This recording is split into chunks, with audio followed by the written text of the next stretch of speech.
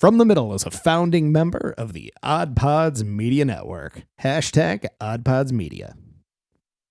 Hello, everyone, and thank you for tuning in to episode 109 of From the Middle. We are three middle-class guys living in the middle of America and the middle chapters of our lives with points of view somewhere in the middle. If you're tuning in for the first time, we are a comedy, culture, entertainment, and interview style podcast where we don't want to be the loud, extreme voices. We want to have a nice, cool, mellow chat where anyone can just hang out for a good time. In this episode, we talk about 4th of July weekend, the BMV, and we go over some voicemails and text messages from some listeners about some pet peeves and other questions from recent episodes. Enjoy! Oh, for the love. Sorry, just clearing my Mountain Dew hole. I got my phone hole cleaned today. That's where you keep it? You're so cerebral and you're so developed and evolved.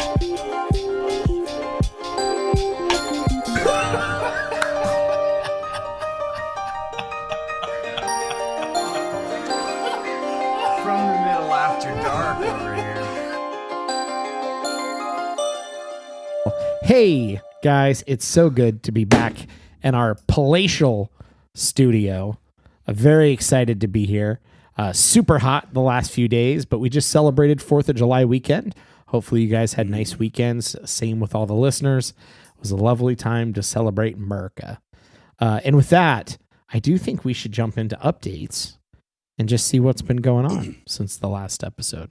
What's going on? Speaking of America, I just want to announce formally to our listener base as well as you two gentlemen that today at approximately 1:32 p.m. I was injected with Bill Gates' microchips and I am now fully magnetic.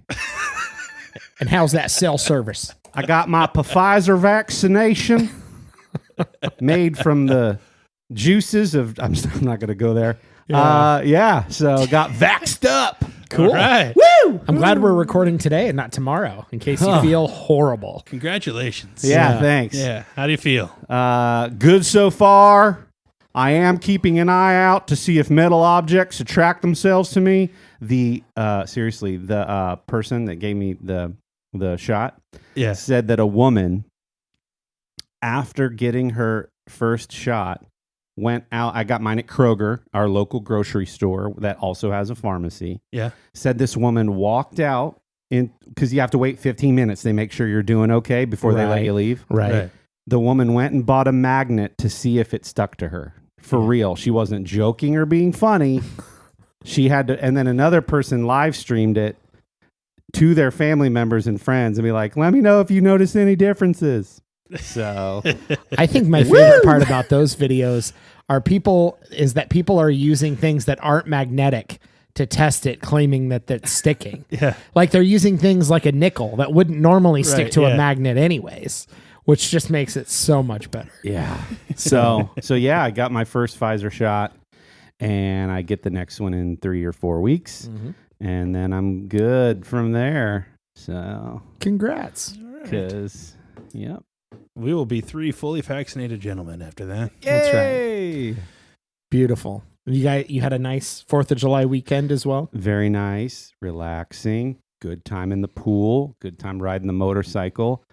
Speaking of motorcycle. Oh, boy. So you get a 45-day temporary tag for a vehicle. Mm-hmm. Right. During which, you get a title in the mail, a memorandum title. You take that to the Bureau of Motor Vehicles. And you get a license plate. Well, my birthday is in August, so there was no reason for me to go to the BMV other than the motorcycle situation. So for those unfamiliar with what's going down in the state of Ohio, our governor, back in, I believe, November, signed a document saying that anybody whose vehicle registrations or personal identification cards that were going to expire, don't worry about it until July 1st, you guys. It's fine. There's a lot going on. Well, all those procrastinators and slackers waited until the very last minute. And so I go to the BMV middle of the day, check in at the little kiosk there, and I was like 72nd in line. Ooh. And I was like, I didn't plan for this. So I came back the next day. I thought, I'll go early. I'll go half an hour early. I'll show up 30 minutes before the place even opens. Show up at 7:30. I kid you not. I counted 40 people standing in line outside of the BMV. It's already scorching hot. People had sports chairs and were camped out. Man. Because everybody's waiting till the July 1st was waiting until the July 1st cutoff. Craziness. Yeah, and I mean, people saw that coming before it ever even hit. Like I'd heard a number on the news that was like hundreds of thousands. Of Ohioans. Needed to be in the DMV like next week. Yeah, they announced it was 100,000 IDs were expired. Driver's licenses were expired, and 220 vehicle registrations had expired during that window. And so, I mean, that is, I feel like everybody would know that that's going to be a problem. And I understand that you can't necessarily just hire more employees. Maybe you can't, I don't know, maybe do a shift of state employees from one department to this department for like the next week or something like that. Like maybe they could have done something like that. But in my head, I'm thinking, well, why don't they just, instead of just saying everybody, it's on hold and then we're going to open the gates on July 1st, instead of doing that, just tell people, we will let you be 1 year late from your previous deadline. Yeah. Wouldn't that have worked? Yeah. Much better? Yeah. Yeah, I think so.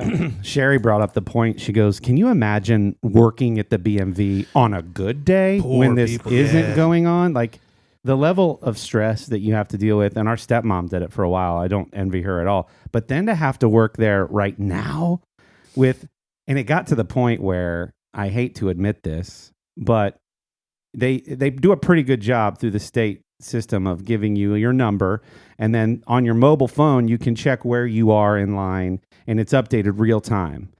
And so you get to the point where you're kind of like watching people at the window. Oh, because you weren't even allowed to wait inside in the air conditioning until you were like within 20 people, right? Wow. So then when you're within 20 people, they let you come inside. Well, I rode my bike, so I was standing on blacktop. Oh gosh, man. Or go. And so I was just like, I'm going to come inside, and if they want to yell at me that I'm here before I should. Anyway, so then it got to the point where I hate to admit, older folks are going up, and you know that it's likely that they don't have all the documentation that they need. And you're like, yes! Because that means you're just going to move. Yeah, that picture takes a long time if they have to go down that route. And so let's just send them home instead. Yeah, people. And then I'm like, can you imagine being one of those people that waited for 2 or 3 hours and didn't have the proper documentation? Right. And they're like, no, you need an embossed certificate on your birth certificate. You got to go to the health department to get one of the. After waiting 2 or 3 hours. I tell you what, there's the single best BMV I've ever dealt with, the one in Gahanna. There's a guy, every single time I've been there, he's there, and he's the guy who runs that local location. Yeah.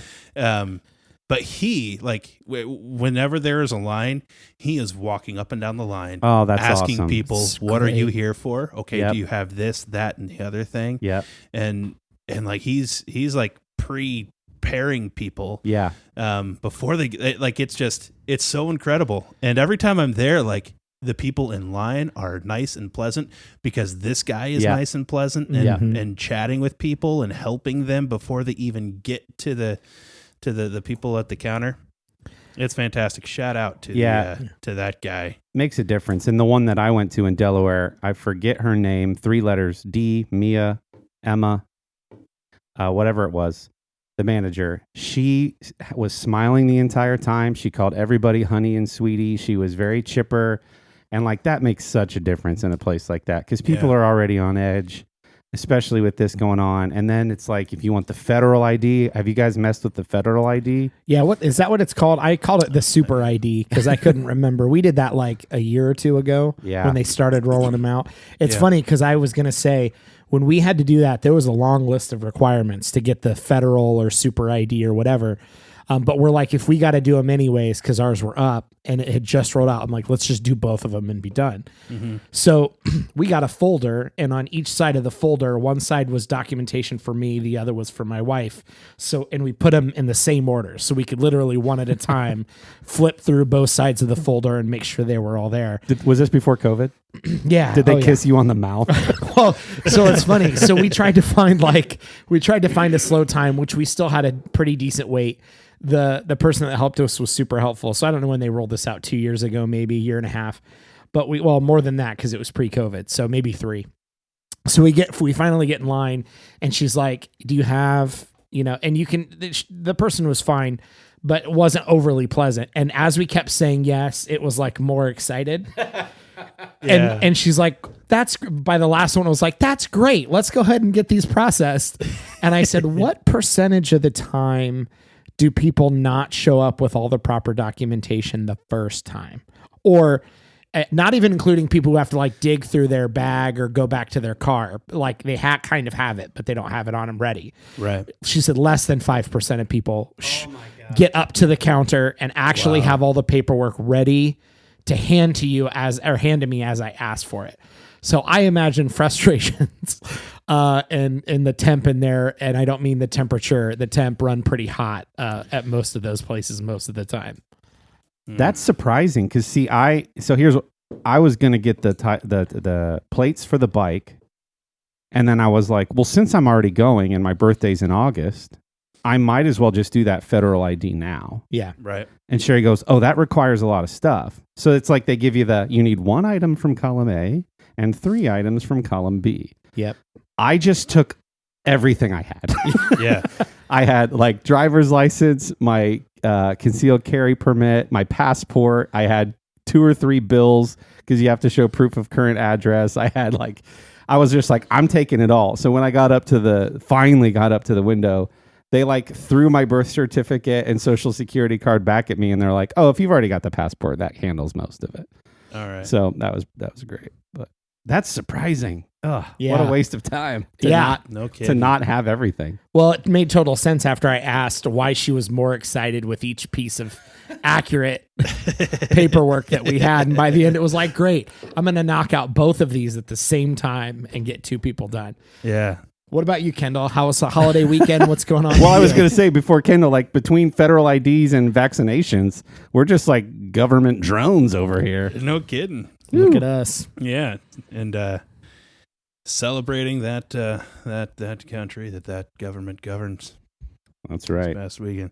It was hot. Whew. Ooh, hot weekend. In the low 90s. Yeah. And muggy. No, it was good. So we had fireworks on Saturday night, and we decided that we were going to pack up the family and food and everything and go like 3 hours early and just hang out there on a golf course is where my town does the fireworks. It's the official viewing area. So got our by spot. the creek. By the creek, yeah. And the municipal golf course of Gahanna. Yep. So we claimed our spot, and the way to do that is you sit right in front or right behind a sand trap or a green, because they have those things roped off because they don't want people trampling through those things. And then you don't have anybody in front of you. You purposely give yourself about like 10 feet, and then now your kids can run around. Nice. So we did that. That was fun. There's more to that story that I'll get to later, but it was hot, muggy, and sweaty, and we make our way back to a parking garage. It's like a 5-10 minute walk to get back to the parking garage after we're done, and we're just like trapped in the parking garage for a very long time. We get home at about 11:30. And the kids still have to shower because we have church in the morning. How long have you been out at that point? At that point, we left at about 7. Okay. We left the house at about 7. Yeah. We got home at 11:30. Kids still need to shower because they have like bug spray on them. Yeah. And whatnot. I get up at 4:30 in the morning to get to the church to set up because we're worshiping outside. all summer long, and it's not any less muggy on Sunday morning. So I'm operating on like a few hours of sleep, hauling sound equipment, and doing the worship lead thing, and all of that in the heat. And then as soon as that's done, I get back in the vicinity of my home at about 1:00 or so. And at which time I need to meet my wife and kids, who are now waiting for me at a parade. So then I'm going to a parade and standing out in the sun still. And then we were working on projects that my wife did most of, but on Monday she had the day off, and we decided to like paint our front door and do things to the front of our house. And so it was, for somebody who speaks the way he speaks about Florida, it was a good long weekend. But my So the update on your health plan is you lost 20 pounds of water. I lost 20 pounds of water. I could not keep a dry shirt. Yeah. I changed a couple of times each day. Like it was not fun. So, which brings me to the Saturday night. I have a cooler that I've had for a long time. I love this cooler. It's nothing stupid. It's a Coleman cooler. It's not like a Yeti or anything ridiculous. The reason why I love this cooler is because it has wheels. A lot of coolers have wheels, but this one, the wheels are on the broad side of the cooler, on the back of the cooler instead of on the side. And then it has the telescoping handle, so it's like a piece of luggage in that way, which makes so much more sense than how all the rest of them are. Because with all the rest of them, like you're lifting the weight of the cooler to roll it around. Right. This one you're using leverage, and I've loved it about this cooler. They make other ones like that these days, but they're like half the size of what mine is. Mm. Coleman does not make my cooler anymore. We made the same noise at the same time. It happens a lot. That was creepy. It's a weird Wonder Twins thing. Go ahead. It is. So, I mean, so we pack up all of our stuff that we're going to make for dinner, sandwich fixings and drinks and stuff are all in this cooler. We park in the parking garage, and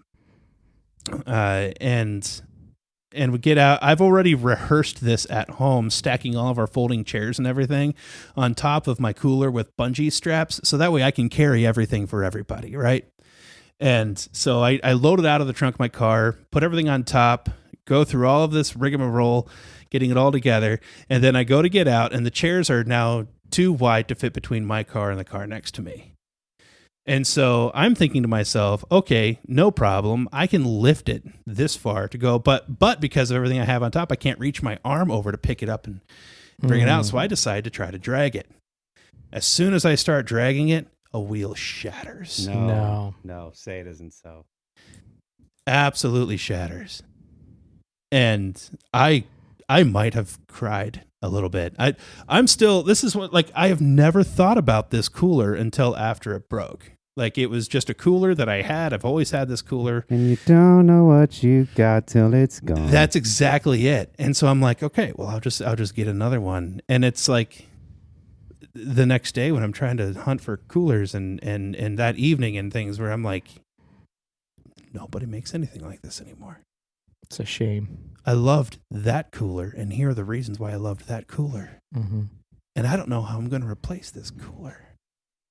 And I'm sad. It sounds stupid, and it is. But it affected me, and it still is. Like, I'm still pissed off about this. Yeah. And so that got me thinking, like, what are things in your life that if you lost that thing, or in the past, if something broke or lost or whatever, and like you just got more upset about it than you feel like you should have, or it surprised you, like how much of an inconvenience it was that now you don't have it anymore, like favorite things that you've lost and can't replace is the point. Do you guys have anything like that? Oh, geez, I'm sure. What a good query. I'd love to hear what our listeners What'd you call me? have to say. The first thing that comes to my mind, I haven't lost yet, but I think I would be upset, is like a favorite cup or a favorite bowl that's not part of a set. It's like a one-off. Yeah. And it's not like I've got 10 of these, so if one breaks, I'll use the next one. It's just the one version that you have. Mm-hmm.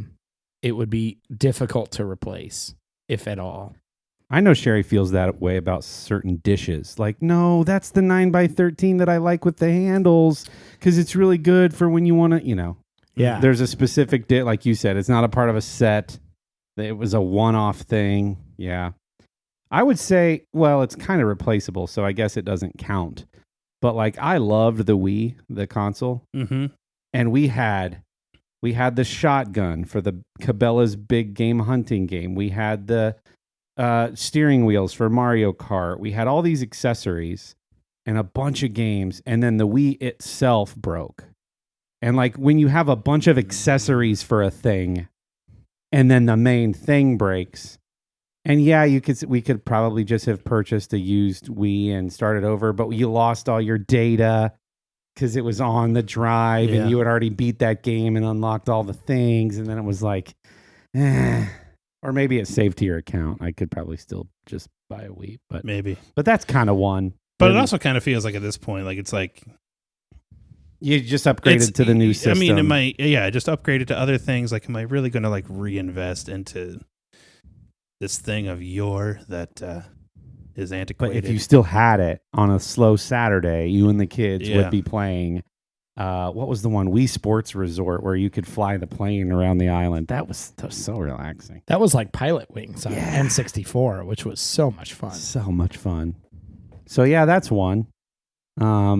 Obviously, like a toy from your childhood is pretty irreplaceable. You could probably get one on eBay, but it was yours. That was the one you had. Yeah, and as a kid, you couldn't replace it. You'd have to like convince your parents that you needed another of the same thing you just broke. Yeah. And so I always think of things that like the army guys that were more of a unique pose, not the generic.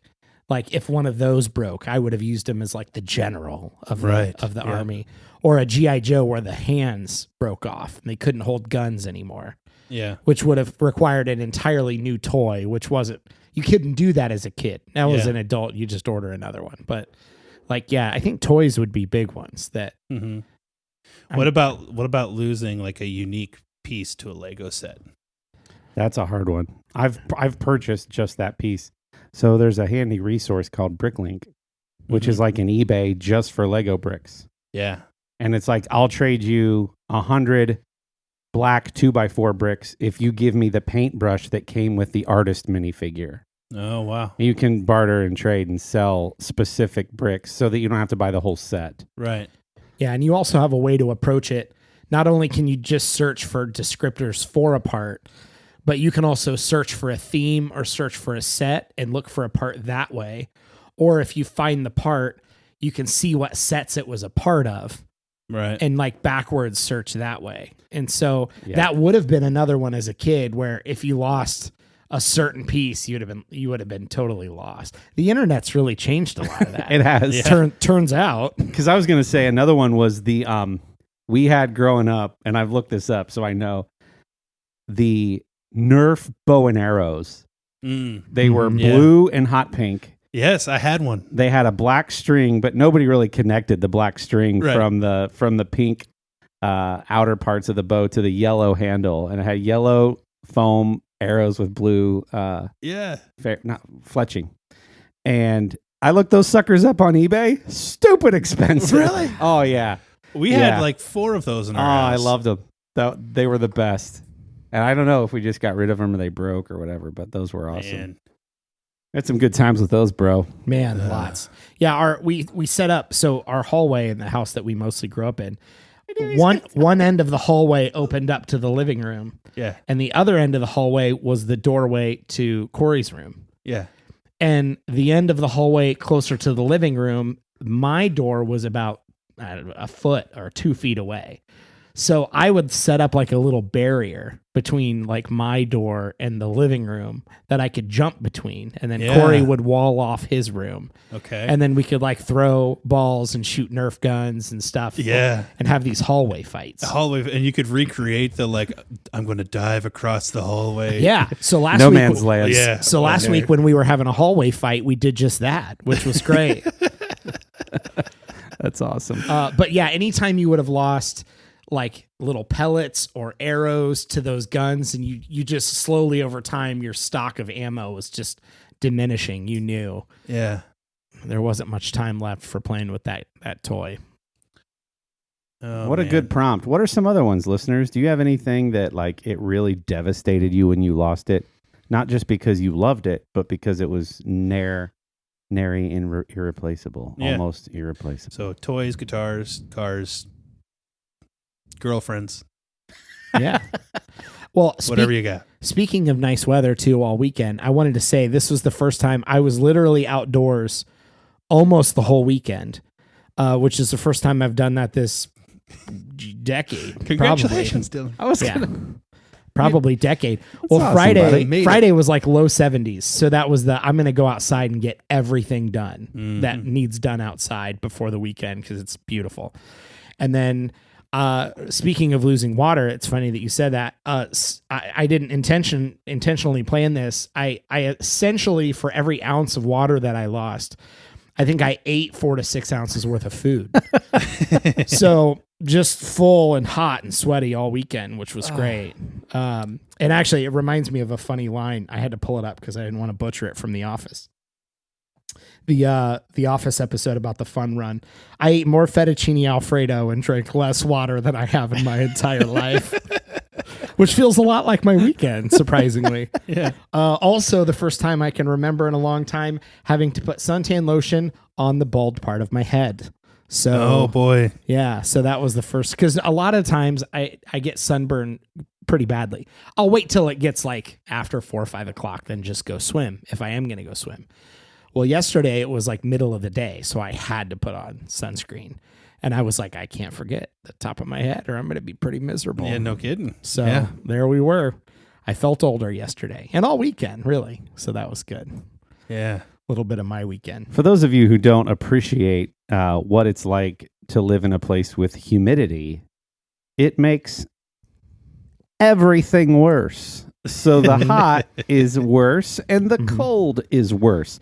You know those memes and jokes online about living in a place in winter where the air hurts your face? Do you know why that is? Humidity.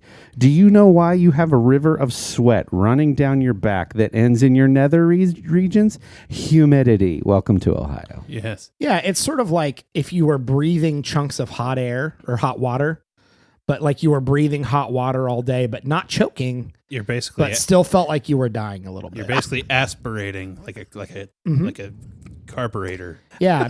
Maybe if you ever jumped in the water and opened your mouth too quickly, and so you got a big chunk of air with some water in it, and you were like kind of choking. It feels kind of like that, just like you're breathing hot water. Yeah, all carburetor, day. Kendall, like a combustion engine. I- you know how a combustion engine works, Dylan. Shut it. I watched the cartoon video and it helped a little. That's a reference to last week's episode. And right after the break, we're going to have a couple more references to last week's episode. But first, let's hear some words from our friends at the Odd Pods Media Network.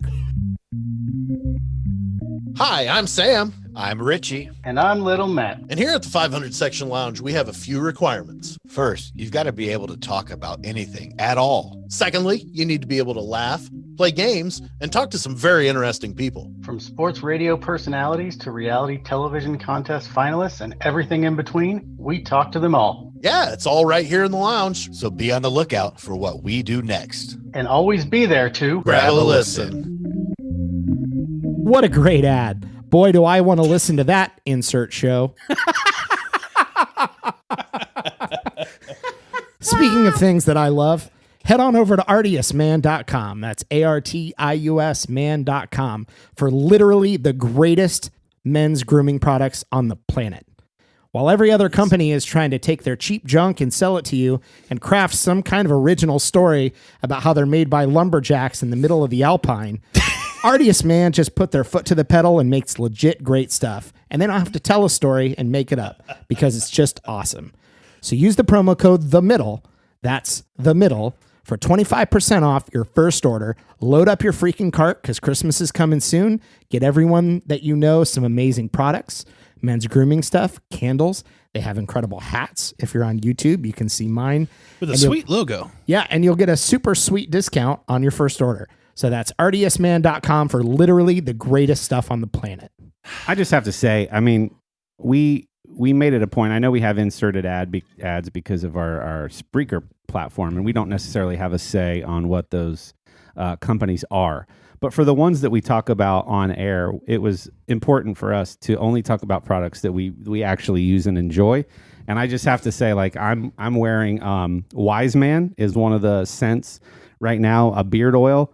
I just polished off my Wise Man, and I've got just a little bit of restoration scent left. So I'm going to need to re-up my order, and you know that I'm going to use promo code THEMIDDLE at checkout. So the stuff is really good. I love how it smells. Essential oils, oil-based. It's really good stuff. The candles are amazing. My two favorites there are Pipe Night, which smells like a bunch of guys sitting around having a conversation, smoking pipes, and then Barbershop. That's amazing. So I highly recommend those. It's a wood wick as well. So anyway, good stuff. It is fantastic stuff. Citrus Fire. I'm wearing Citrus Fire right now. How do you like that one? It's amazing. So I did a Black Friday thing where I got like 6 sample bottles. Nice. For free, which it took me forever to get through all of them. And I had my wife sniff me. Which one do you like best, baby? Basis. Citrus Fire has won that competition. Yeah. They've got a couple new scents as well that I'd like to try. So that's ARTIUSMAN.com. It helps them out when you support them. It helps us out when you support them. It'll help you out, if you know what I mean, when you support them. So buy stuff from ARTIUSMAN. Perfect. So we mentioned before the break that there's been some references in the last couple episodes to episodes 15 of our podcast, 15, 16, and 19, which were Pet Peeves, part 1 and 2 were 15 and 16, and 19 was our freak flags. In the last few weeks, I feel like we've been circling around the toilet, so to speak, about some of those similar topics. Well, it started with like unspoken rules, right? And then it kind of became a little bit about pet peeves. It was a little pet peevy, and you're peevy. Thanks. And so we did have a text message that we got, which you can reach out to us. Does somebody have that number handy? I don't know. It's in the links on all our things, and you can find it on our Linktree. You can text us or leave us a voicemail. But we did get a text. One of the things I was saying that I don't understand is how people can genuinely have no sense of direction. So like as soon as they get in the car, they turn it on, they're in their driveway, and they sob because they're already lost. That's not what happens. We talked about No, but in my head, that's what happens. So that's what I'm going to go with to illustrate my point. He's already defensive. But really what it is people start making a couple turns and they kind of understandably, they lose their sense of direction. That's what it actually is. So we did get a text message. So I'm going to go ahead and read it. This is from Kennedy. Kennedy, thank you for sending the text message. Thanks, Kennedy. I'm gonna go ahead and read it. So this is where it starts. All right, I'm watching. You can check us out on YouTube if you prefer to watch. I'm watching episode 107 right now, and I just got to the part where Dylan is talking about directions and being directionally challenged. I'm sure if you ask my dad, he'll tell you the same thing, but I genuinely do not understand directions. Like, obviously, I understand left and right, and I know how to get to like Walmart or whatever, but I don't understand how north, south, east, and west work. Sorry, I'm just imagining even for like 500 years, people have had maps with like a compass on it. Sorry. Are you really trying to tell me that I'm supposed to look one direction and realize if it's north or south? I don't know what kind of magical powers you have to be able to tell what direction you're going by looking at the sky or something, but I don't get it. I also don't ever know how to figure out where things are in relation to my house. I'm 18 years old and I still can't tell you where a nearby city is in relation to where I live without using my phone, let alone for the Ohio people, Columbus or Dayton. Usually my dad tells me out of frustration and disbelief, so I get there eventually. Kennedy, thank you so much for your Wow. text. That was fantastic. Yes, you should be able to look in the sky and imagine like a compass with big arrows that say north and south and east and west. No, not really. But this feels like one of those things that where maybe cell phones have handicapped us a little bit. Like we Maybe. used to be able to remember everyone's phone number that you needed to know because true. you had to know it. Now you don't. And maybe with GPS and maps on phones, maybe I'm just the old fuddy-duddy here that's like, what do you mean you don't know how to get to... Yeah, because it rotates and faces forward for you all the time. Yeah, and Einstein is like, why would I remember something that somebody else can quickly tell me? You know, maybe it's one of those situations now where it's like, why should I have to remember when I can literally say, hey, Siri, go to this place, and she just gets you directions for that thing, right? So I don't know, but I love the text either way, and it was super cool of you to send it to let us know that you have no idea how to get anywhere. Speaking of magical powers, I don't know. Somebody will have to look this up, so we don't fact check here. But I'm pretty sure that Not anymore, dogs, yeah. a study of dogs and their pooping habits has led a lot of people to realize that dogs tend to look, I don't know what direction, let's call it south. Mm-hmm. When they're spinning around in circles, the theory is they're actually functionally orienting themselves to face south Interesting. when they poop, and there is something internal where they can actually do that. Huh. I heard one about cows standing in a field that when it rains or isn't raining, they're orienting themselves in either a north-south or east-west orientation. I heard one about cows. I don't know. What kind of rural bar stories are these? We're like a bunch of 80-year-olds. You can also use the sun, in case anyone is curious. The sun will tell you. Are dogs using the sun? Maybe dogs have learned how to use the sun. Maybe. I was really referring to humans that could use the sun. Okay. When I poop, Yeah. Do you spin in a circle before you come inside? I face the wall. Oh. Well, So there it is. almost every time. We have no other tips, apparently, for navigating. Sorry, Kennedy. Good luck with that. If it's sunny, use the sun. Otherwise, just whip out your phone, I guess. Yeah. Or just try to remember, if you're in your house and that like maybe the front yard is shady in the evening, Mhm. and that tells you that your front yard is in the east. Yeah. Or you could print out giant signs that say north, south, east, and west and paste them around your home and work office. You could also buy a compass. Yeah, sure. You could do that. Don't a lot of cars now also have the thing? They do. The tiny little dial that'll say like N, They do. N, E, Well, but the S. situational awareness, maybe she's talking about like she doesn't know where things are in relation to her home. Yeah. So she might not understand that like she lives north of Dayton. Yeah. Or whatever. There's also a lot of confusion when people say, let's use Ohio, and somebody lives in Toledo, and somebody else is in Columbus, and the Columbus person says, yeah, I should really drive down there to visit you sometime. Because you've also got that sort of like, they don't mean literally as if you're looking at a map on a wall. They mean they're just using like drive up there, drive down there as a general to where you are is what they're saying. Mm-hmm. But if you were holding a map up on a wall, you would say, I would drive up to you. Right. As you would be looking at a See, I map. correct myself if I don't do that one correctly. Because I when I'm sitting at my office every day, just in my subconscious, I know I'm facing north. And so And everything... Kennedy would say, how do you know that? Because I just know it is north. Did Dad ever used to say to you when you were helping him around the house, it's on the east side of the garage, I need you to get the shovel, not the spade, the other one. It's on the east side of the garage. The east wall. The of east garage. wall of the Yeah. garage. Did Yes. he used to do that? Yeah. Yeah, that Yeah. probably So like helped. he forced us to learn. Maybe that's what he was doing all Yeah. along. Hey, thanks, Dad. Yeah. Yeah. I mean, I think it makes, I would say that I'm familiar with most buildings that I'm in regularly. Just like you just sense your I know which direction I'm looking right now. No, for me, I make a decision to want to know for that particular building, and then I just I do what I suggested. Like I just pay attention to shadows, and I remember like, well, I can park my car here in the evening. It'll be cooler because the sun's not going to beat down on it. As long as I know that. And then it gets to a point where, you know, I know that I'm sitting next to the west wall because I'm in this building a lot and I've done that exercise a lot. And I just know that about this building. I think there's a lot to the frequency with which somebody drives. It forces you, especially if you don't just drive a very short distance and if you frequently travel, you know, hours away for things throughout the year or over years, you're forced to learn how to get around. Yeah. You know, like most of us could probably get ourselves around Ohio pretty well. Even if you were dropped in the middle of nowhere, eventually you would get to a town, you would see a sign for 33 or for 70 or for something like that, and you'd eventually have an idea where you're going. But anyways, still fascinating. That's fun.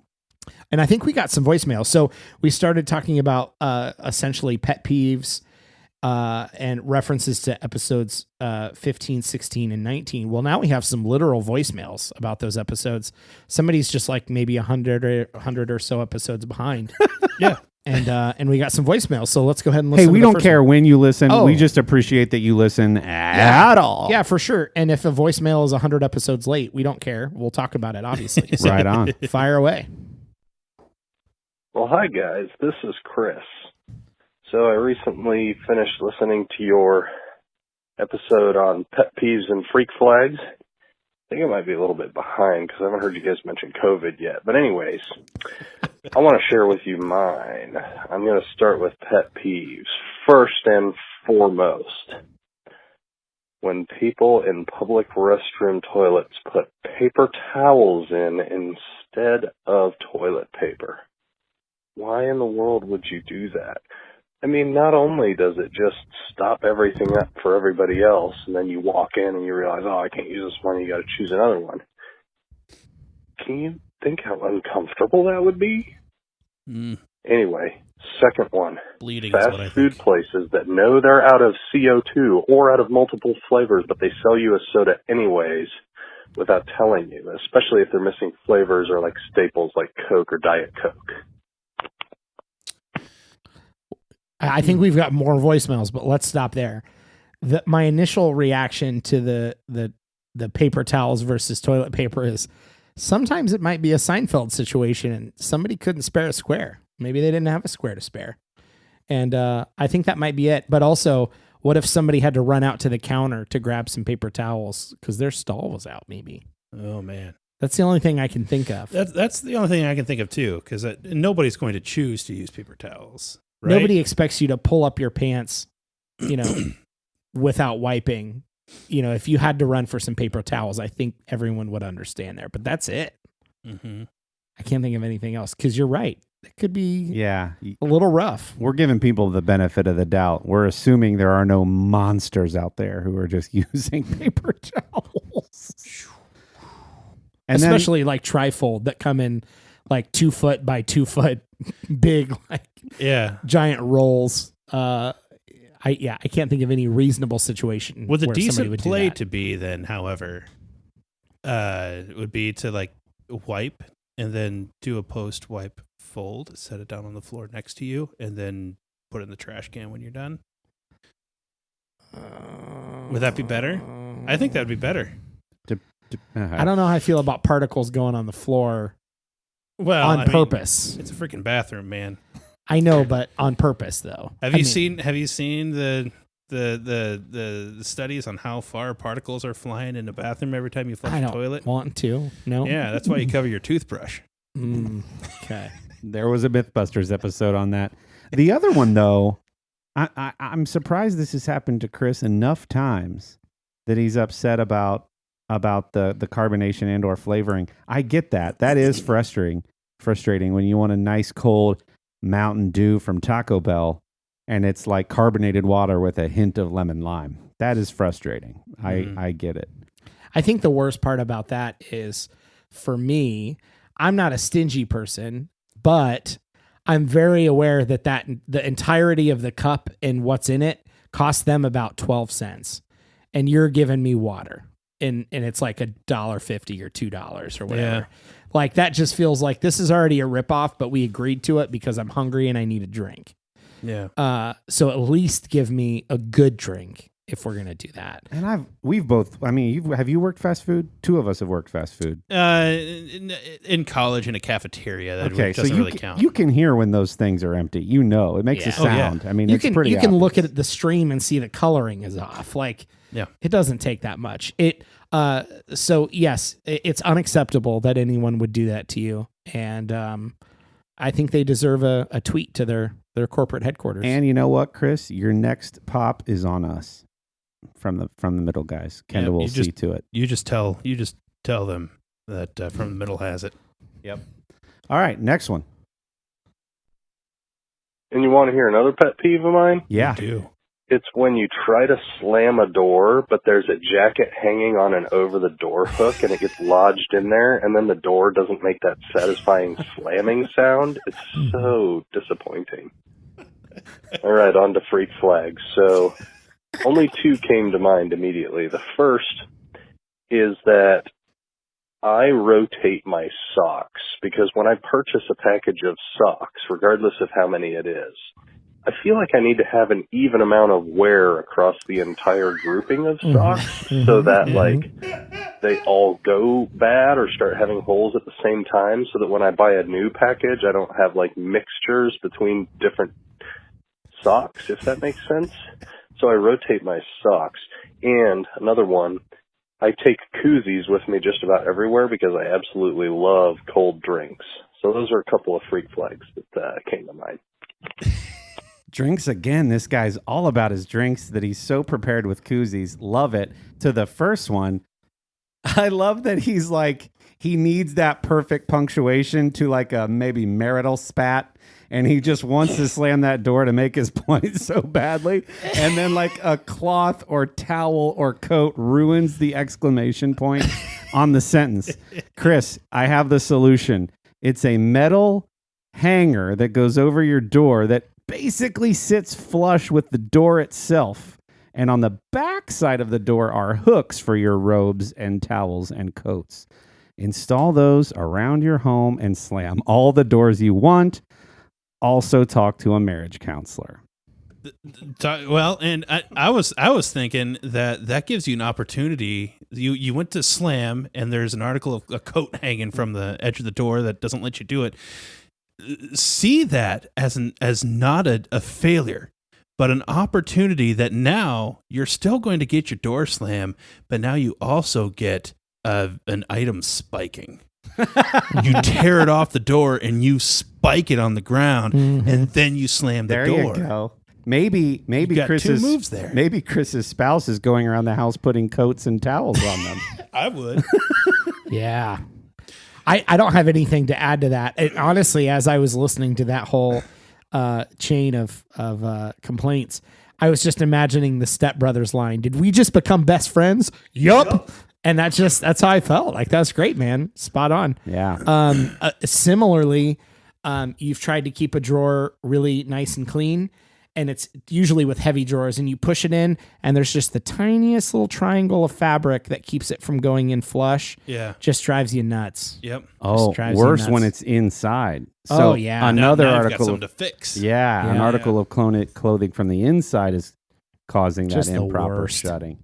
So I wonder how Chris would feel about those fancy kitchen drawers where you shut them almost as hard as you want. They stop 2 inches shy and then slowly Yeah, close the no slam drawers. themselves like robots. Or the soft close. Is that what they call them? soft close. I don't know. That's fun. I Not think, in Chris's house. I'll tell you that. I think we got one more from Chris. He was excited. Mm-hmm. Thanks, Chris. Hey guys, it's Chris again. I thought of another one. Freak flag.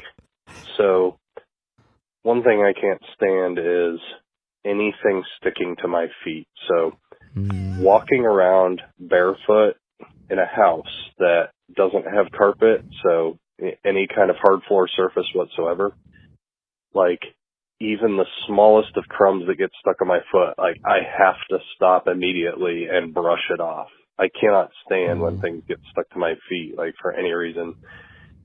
Even if I'm wearing socks, if anything gets, that's almost even worse. If it gets stuck on the sock, because socks tend to, like keep things, retain those schmutz more effectively than bare feet. Like, it's harder to brush them off. So if anything gets stuck in there, oh man, that's horrible. All right, guys, have a good day. I so relate. I so relate to the feet things, to having socks that aren't mismatched in wear and tear, and now to the things sticking to your feet, and you have to fix it immediately. That's where I am. I don't know if I've mentioned this. I probably did on our Freak Flags episode, where like I strategize before I take my socks off. I make sure that I'm in position so that as soon as I get sock number 1 off, I can get sock number 2 off as soon as possible. And I watch my kids running around the house with one sock on like psychopaths. And they're going to be serial killers one day. I don't know how they can do that when I'm over here, like, 0.3 seconds is too long for me to have an asymmetrical sock wear. foot. You need even sock wear. I don't know why that drives me nuts, but it does. That is really interesting. Yeah, I love to go barefoot. I've walked around the neighborhood barefoot to go drop something off at a neighbor's house, and I can only imagine what people are thinking. Like, who are these hilljacks? Yeah. Apparently, and I on my know. way to the BMV. Yeah. Hey, I heard something about cows. That's right. It bothered me a little bit, Kendall, when you said we haven't mentioned Pete and Sebastian enough. So here's one more reference to their show. They're both disgusted by people who don't wear socks or shoes around, like a party, a social gathering, a dinner at somebody's house. They're like, what sicko shows everyone else their feet? I'm just like it bothers me when stuff sticks to my feet, but I'd love you guys' take on, you're at a barbecue at someone's house and a guy wore flip-flops. They don't even like flip-flops. They're like, get your disgusting toes in a pair of shoes like a real man. I'd love your thoughts on barefoot versus socks versus shoes, flip-flops at social gatherings. I know Dylan's. Yeah, I mean, I'm a big flip-flop guy, so that I deviate pretty far from Sebastian on that one. But to me, it's, where is the party mostly taking place? Outside on someone's patio. Okay. Regardless of whether it's grass or patio, concrete, whatever, you need to have footwear on, flip-flops or shoes or something. I'm going to put a number to it. If you're spending more than 70% of your time outside, you should have something on your feet. Now, whether you're swimming or not, now add to that, there's a pool on that person's back patio. Totally change it, because now you've got the whole. It's sort of, most of the time in that situation, you're going to have like the beach chairs you can lay out while you're having a drink and eating, and then it makes total sense if there's a swimming pool. Now, it can't be 60 feet away, like, and only the kids are in it, and use that as your excuse. But, like, yes, if there's a swimming pool, it changes the vibe. If you have created a shirt optional atmosphere, then surely you've created that tracks. A shoes optional situation. You're camping at someone's camper at a campground, and there's a fire pit and a bunch of sports chairs, and everybody's just chilling. Is it, when you say you're camping at their camper, you're not camping. You came to visit them. They invited you over to their lot to sit around a campfire. To their camper. And you're not at the fire. You're just walking around betwixt the camper and the snack table. And I would say I would follow what they're doing. If multiple, now, not exclusively, if most of them are not wearing shoes, you're good. If most of them are wearing shoes, I'm going to wear shoes. If it's mixed for them, I'm going to probably still wear shoes. If they're entirely like no shoes, no sandals, nothing, I would feel much more comfortable kicking off shoes or sandals and just hanging out. Okay. Yeah. 7 p.m. dinner at someone's house and the host husband barefoot. Fine. Yeah. See, that doesn't gross you out? I'm not grossed out by other men's feet. I personally wear shoes and socks everywhere I go. Like I just, it feels weird to me to not wear shoes. Like I'm not like sandals are a no-go for me. Yeah. So I've kind of looked at it this way. Like I'm even like in the wintertime when I'm not worried about being like hot and I'm not going to be walking around as much as I am in the summer. Like it's boots most days for me. So the way I look at my life is where most of the guys around me, when they are wearing tennis shoes, I'm probably wearing boots. When they are wearing sandals or flip-flops, I'm probably wearing tennis shoes. When they are barefoot is when I am going to be wearing flip-flops probably. So if there is a pool involved or whatever, I'm going to have flip-flops nearby. And So- when I get out of the pool, I'm putting them on. So I'm hearing Kendall likes to dress it up with flip-flops. I'm a never nude from the ankle down. He's one step ahead of your shoe game. That's right. I don't view it that way. It's just I'm weird about my own feet. I'm weird about showing people my own feet. Okay. I think think. it's fine though. If I you're don't know. saying one of the hosts has no shoes on in their own home, then yeah, go for it. It feels weird to me to, even if somebody says, if they invite me over and say, you can keep your shoes on, even if they're wearing shoes in their own house, it feels weird for me to keep them on. That feels like where socks are the intentional barrier between, I don't know what's on your floor, but I feel weird wearing my shoes in your house. Yeah. I follow the social cue. Like, assuming I'm not the first one there, I would just do whatever the person who showed up before me did. Unless if I am the first person there, I just take my shoes off. But Yeah. I'm always wearing socks, so I'm not barefoot anyway. Yeah. It's interesting. It's fun. I think we've diverted off of Chris's situation, but man, those were some good ones. We do, Chris, just to let you know, have another entire episode of Pet Peeves coming. We've been stockpiling them in a shared note that we're going to work off of, and I'm really looking forward to it. That's going to be glorious. That was great. I like these little fireside chats. Aren't they nice? No shoes, hanging out at the fire. It's a good time. Candles and sandals. That's scary. That's it. Over here belching. Yeah. I've got air coming out of orifices. over Well, here, so we hey! should probably. We've Yeah, been see. drinking lots of water. So Yeah. Well, thanks for tuning in, everyone. We really appreciate your listenership. Call to action this week. Please tell a friend. Liking and subscribing and rating and reviewing, that's all very helpful. But word of mouth advertisements are the best, and we really appreciate it. So if you know someone that would like to weigh in on these topical conversations, please do share with a friend. That really helps us out, and we greatly appreciate it. If everybody shares with 3 people, Luke Bryan and Hulk Hogan will have a fight. yeah. There you go. We'll have All it takes is hitting that little share button wherever you listen to our podcast and just send that in a text to somebody and say, check this out. Just rub up against that share button and just scooch it on over to a friend. Don't smash it. Don't smash the like button like everybody else is telling you to do. Don't smash the share button. Just gently press it. Or as a fun, weird joke, every time you're at somebody's house with an Alexa device or a HomePod, just tell it to play the From the Middle podcast. Just do that. And just turn it on and turn it up for their enjoyment. And if you really liked how we read Kennedy's text and got voicemails from Chris, you can do that too. Deets are below. Thanks for listening. Tune in next week on Wednesday for episode 110 From the Middle.